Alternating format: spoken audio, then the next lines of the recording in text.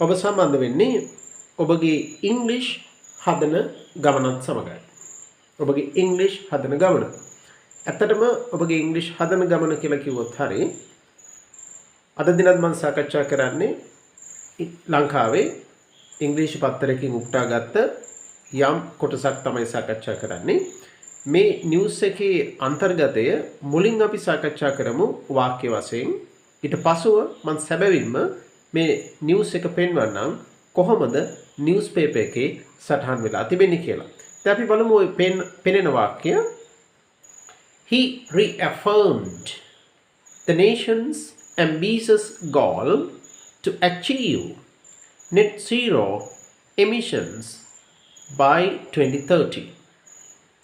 දැන් අපි බලමු මේක තේරුම් ගන්න කොහොමද කියලා. ඔබට පැහැදිලිව පේනවා මේක past simple වාක්‍යයක් කියලා. බලන්න වාක්‍යය ආරම්භයේ he reaffirmed ඔහු නැවත තහවුරු කළා. he reaffirmed ඔහු නැවත තහවුරු කළා. affirm කියන්නේ තහවුරු කරනවා සනාථ කරනවා කියන එක. reaffirm නැවත තහවුරු කරනවා නැවත සනාථ කරනවා. he reaffirmed ඔහු නැවත තහවුරු කළා. ඔහු නැවත තහවුරු කළා the nations ජාතියේ ambitious goal බලාපොරොත්තු සහිත ඉලක්කය. ambition කියන්නේ බලාපොරොත්තුව, ambitious කියන්නේ බලාපොරොත්තු සහිත, goal කියන්නේ ඉලක්කය.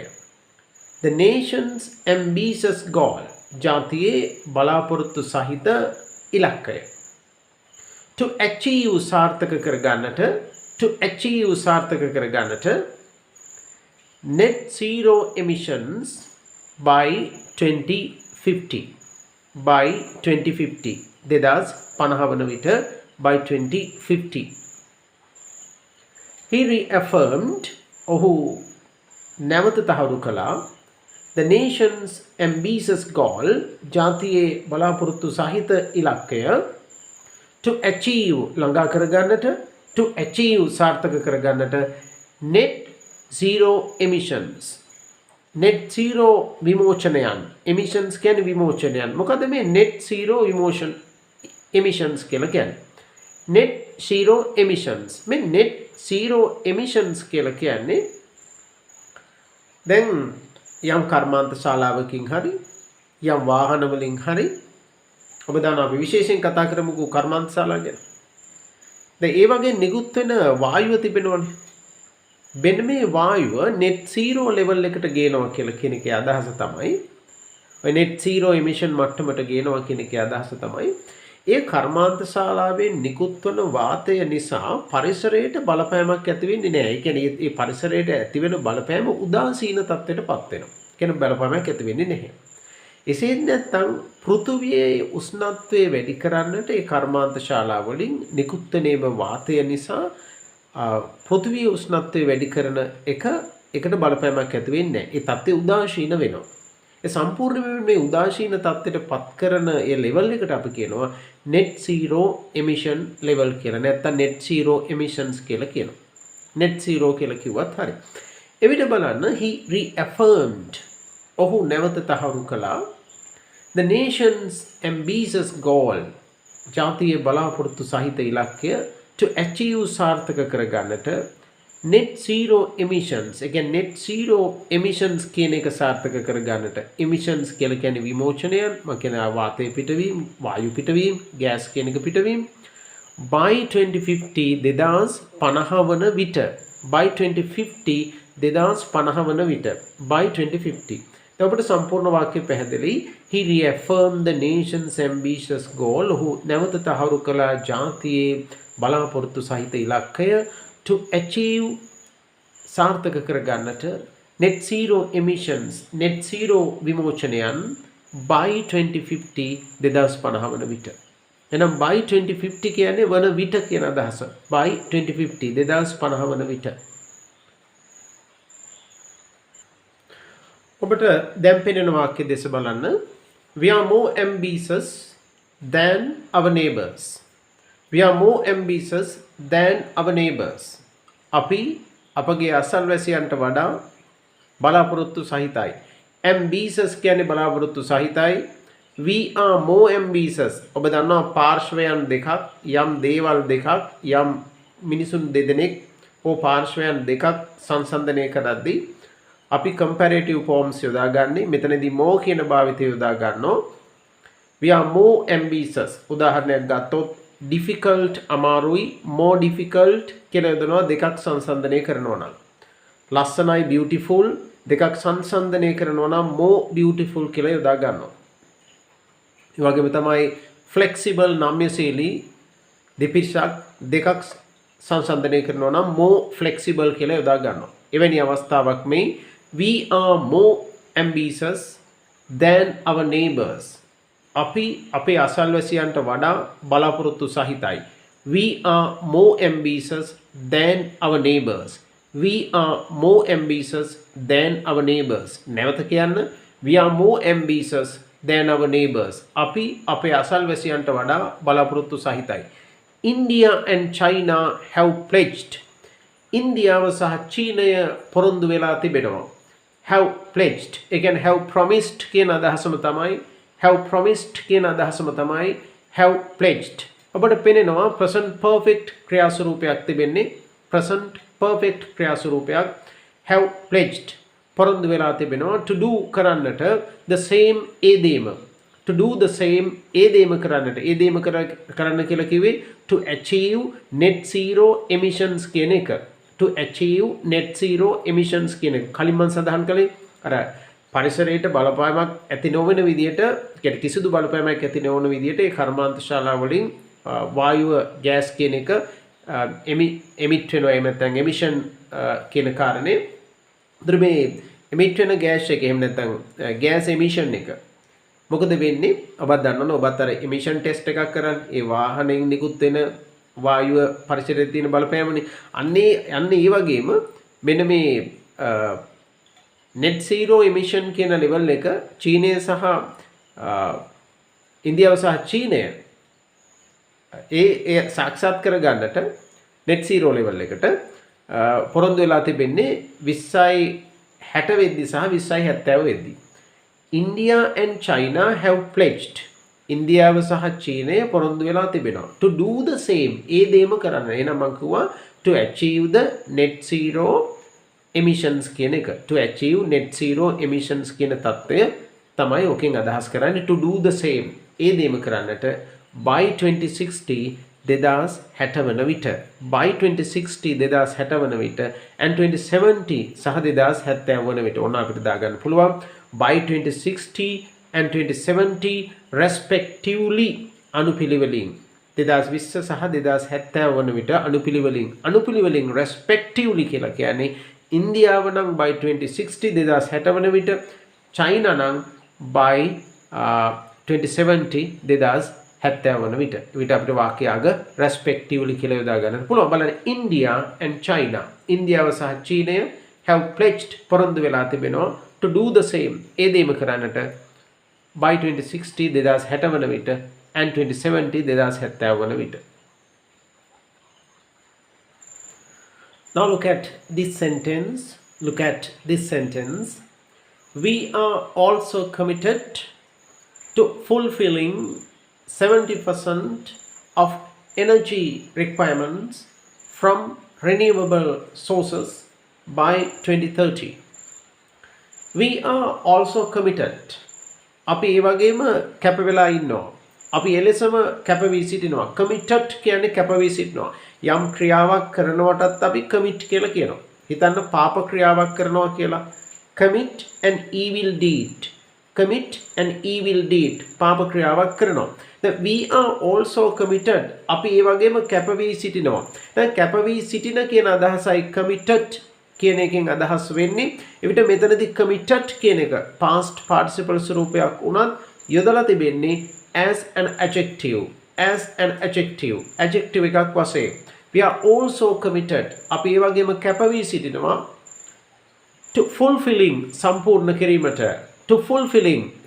කිරීමට. මේ be committed කියන විවහාරය සමග නැවත ක්‍රියාපදයක් සම්බන්ධ වෙද්දී, to සමග ක්‍රියාපදයක් සම්බන්ධ වෙද්දී නාම පදයක් විදිහටයි සම්බන්ධ වෙන්නේ.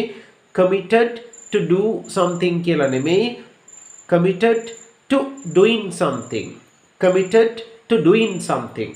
committed to something කියන්නත් පුළුවන් යමකට කැපවී සිටිනවා or committed to doing something යමක් කිරීමට කැපවී සිටිනවා. ඒ නිසා ing ස්වරූපයේ we are committed, he is committed, she is committed, I am committed, they are committed කියලා යොදද්දී ing ස්වරූපයේ තමයි ඊට පසුව යෙදෙන ක්‍රියාපදයක් නම් we are also committed අපි ඒ වගේම කැපවී සිටිනවා to fulfilling සම්පූර්ණ කිරීමට 70% of energy requirements ශක්ති අවශ්‍යතා වලින් 70%ක් 70% 70%ක් of energy requirements ශක්ති අවශ්‍යතා වලින් බල ශක්ති අවශ්‍යතා වලින් කියලා ඕනනම් ගන්නට පුළුවන් බල ශක්ති අවශ්‍යතා වලින් 70%ක් from renewable sources පුනර්ජනනීය ප්‍රභවයන්ගෙන් ප්‍රභවයන්ට අපි කියනවා sources කියලා. ඒකෙන් තමයි අපි යමක් ලබා ගන්න. ඒ නිසා අපි කියනවා ප්‍රභවය කියලා.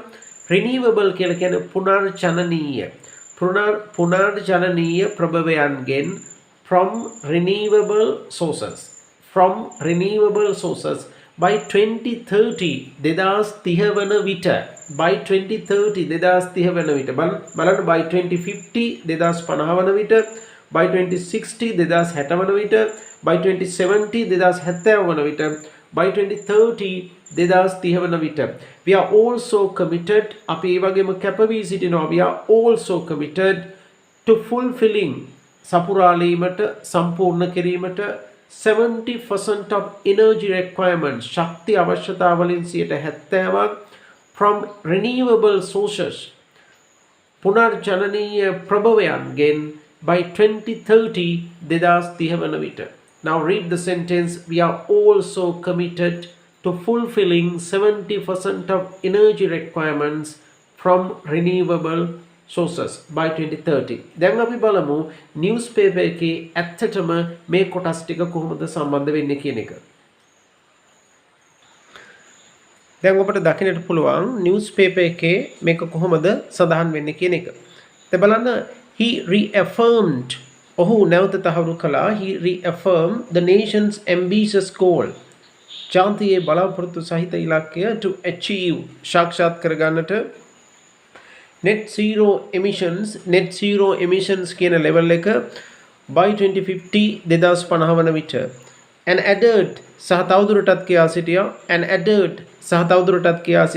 සිටියා මෙතනදී අදහස එකතු කළා කියන එක නෙමෙයි එකතු කිරීමක් තමයි කරලා තිබෙන්නේ. ඒ කියන්නේ කියන දෙයට තව දෙයක් එකතු කරලා ඒක අපි ඉංග්‍රීසි වල තේරුම් ගන්නවා තවදුරටත් කියා සිටියා and added සහ තවදුරටත් කියා සිටියා we are more ambitious අපි බලාපොරොත්තු සහිතව ඉන්නවා මේ more ambitious කියලා භාවිතා කරන්නේ තව කෙනෙක් එක්ක සංසන්දනය කරද්දී we are more ambitious than our neighbors අපේ අසල්වැසියන්ට වඩා අපි බලාපොරොත්තු සහිතවයි ඉන්නේ we are more ambitious than our neighbors India and China කවුද මේ අසල්වැසියෝ කියලා කියන්නේ ඉන්දියාව සහ චීනය. ඒ නිසා මේ එකම එකක් විදලා තියෙන්නේ we are more ambitious than our neighbors who have pledged එනම් පොරොන්දු වී තිබෙන who have pledged එනම් පොරොන්දු වී තිබෙන. දැන් මේ who කියන relative pronoun එක නැතුව තිබුණොත් India and China have pledged ඉන්දියාව සහ චීනය පොරොන්දු වෙලා තිබෙනවා.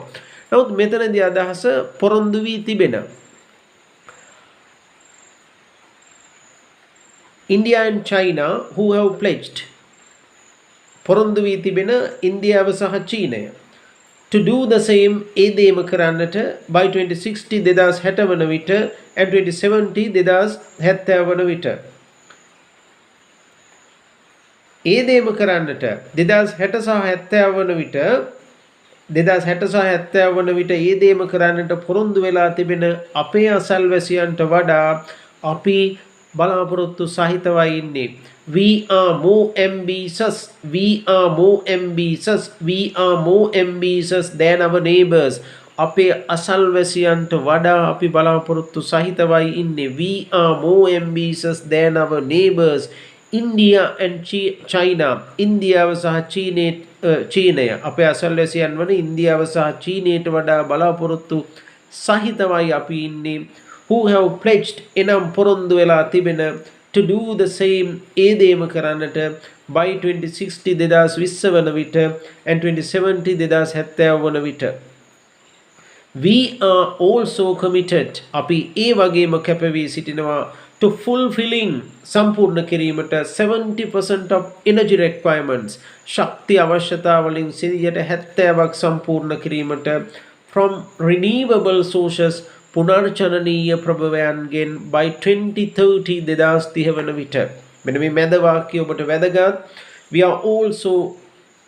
we are more ambitious අපි බලාපොරොත්තු සහිතව ඉන්නවා than our neighbors අපේ neighbors ලට වඩා India and China ඉන්දියාව සහ චීනය කියන අපේ neighbors ලට වඩා අපි බලාපොරොත්තු සහිතව ඉන්නවා who have pledged එනම් පොරොන්දු වී තිබෙන කියන්නේ මේ රටවල් දෙක ගැනයි කතා කරන්නේ ඒ අය තමයි පොරොන්දු වෙලා තිබෙන්නේ who have pledged එනම් පොරොන්දු වී තිබෙන to do the same ඒ දේම කරන්නට by 2060 and 2070 2060 සහ 70 වන විට by 2060 and 2070 2060 සහ 70 වන විට ඒ දේම කරන්නට පොරොන්දු වී තිබෙන අපේ අසල්වැසියන් වන ඉන්දියාව සහ චීනයට වඩා අපි බලාපොරොත්තු සහිතව ඉන්නවයි කියන එකයි සම්පූර්ණ වාක්‍ය තේරුම. නැවත ඉංග්‍රීසි වලින් විතරක් කියවන්න තේරුම් ගන්න සම්පූර්ණ පැරග්‍රාෆ් එකම he reaffirmed the nation's ambitious goal to achieve net zero emissions by 2050 and added we are more ambitious than our neighbors, India and China, who have pledged to do the same by 2060 and 2070. We are also committed to fulfilling 70% of energy requirements from renewable sources by 2030.